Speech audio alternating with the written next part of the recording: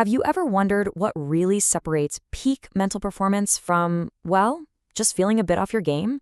It's probably not what you think. Today, we're going to decode 6 very common habits that quietly, secretly sabotage your cognitive power. And let's be really clear about something right from the start. This has nothing to do with being stupid. Not at all. This is about recognizing these subtle patterns that show your brain isn't firing on all cylinders. These are the habits that can hold you back. And, the first step to fixing them is just seeing them for what they are. Okay, so here's our roadmap. First, we'll talk about what an underperforming brain really means. Then we'll break down the first 3 habits one by one before we look at a little cluster I call the awareness traps. And finally, we'll get to the good part, how you can start reclaiming your full cognitive power. So first things first, let's make a really crucial distinction here. We are not talking about some fixed, unchangeable IQ score that you're stuck with for life.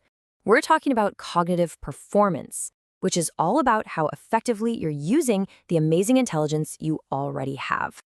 Think of your brain like a high-performance engine. It has this immense, incredible potential, right?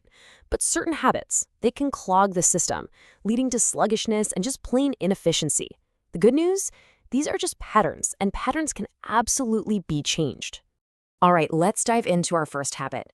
This is a trap that so many of us fall into every single day. And we don't even realize the cognitive price we're paying. It's all about the speed of your response. We've all seen it, and maybe we've even done it. A question gets asked and an answer just flies out. Something happens and an action is taken instantly. There's no pause, no moment of reflection. It's just pure, unfiltered reaction. So what's going on here psychologically? Well, it's called weak impulse control.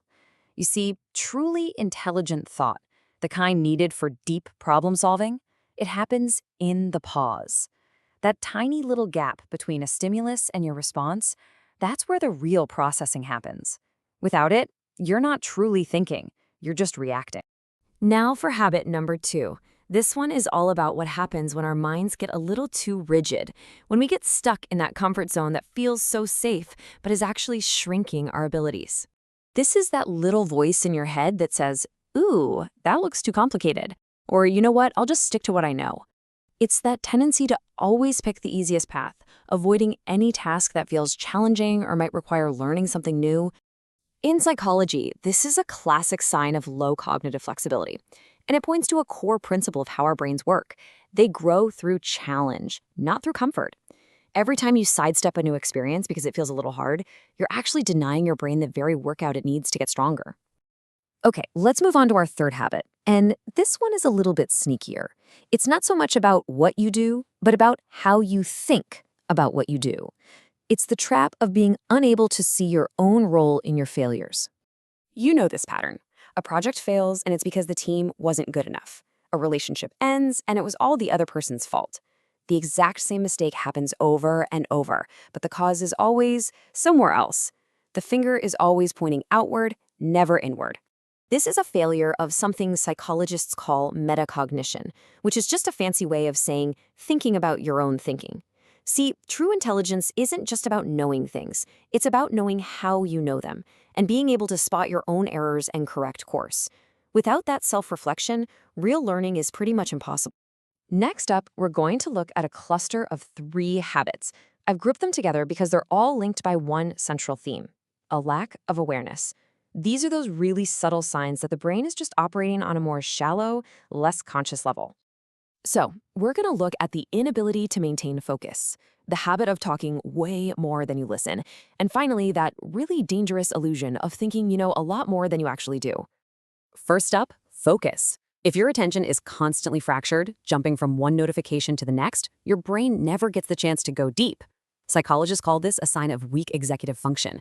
You have to remember, sustained focus isn't just some productivity hack, it's an absolute prerequisite for high-level thinking.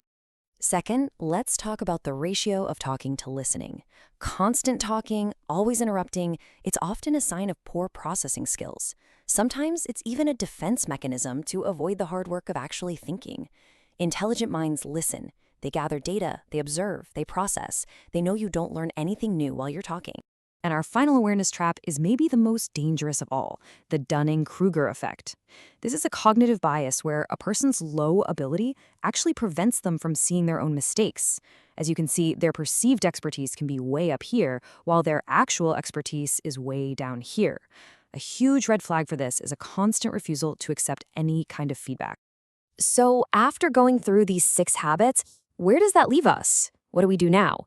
Well, the most powerful part of this whole process is that simply becoming aware of these patterns, that's the beginning of changing everything. And this right here, this is the key takeaway. These habits are not a life sentence. They do not define your intelligence forever. They are simply signals that your brain is underperforming. The very moment you notice yourself falling into one of these traps, you've been given the power to choose a different path. And this isn't just for the screen. I really want you to think about this. Which one of these patterns really resonated with you? Was it the impulse trap, the flexibility trap? Choosing just one to consciously work on is the first real step toward unlocking a higher level of cognitive performance. If you love understanding the hidden psychology behind human behavior, subscribe to PsypherMind right now for more topics like this. Because on this channel, we don't just scroll through people's lives, we decode their minds.